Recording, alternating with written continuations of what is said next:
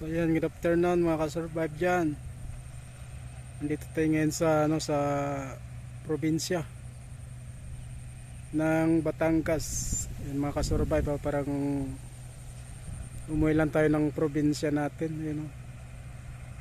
Yun na, high-tech ng buhay ng mga ka-survive. Yung mag-harvest ng palay, hindi na tao. Yung harvester na mga ka-survive. So yan. So na yun, nag-harvest ng palay kasi na-harvestin nila. Ito palang paan dito sa probinsya ng Batangas. Sa Batangas tayo ngayon mga ka-survive. Yan ang palay na ito, harvestin pa yan mga ka-survive. May isang linggo pa siguro yan. Hanggang doon.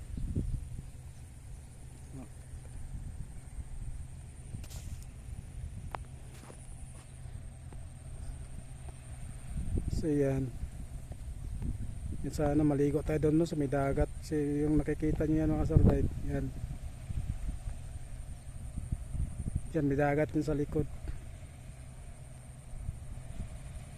Yan sana tayo maligo.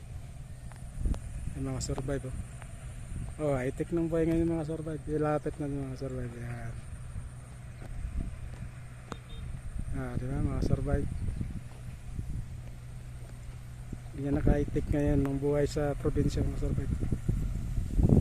Hindi na tao nag-harvest ng palay yan, makinanaw. Yan. So yan lang mga survive. Bye bye.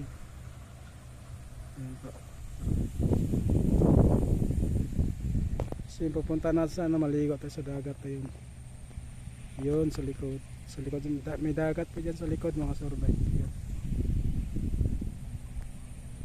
So yan lang mga ka-survive. Pa-support po ng aking channel dyan. Bye bye.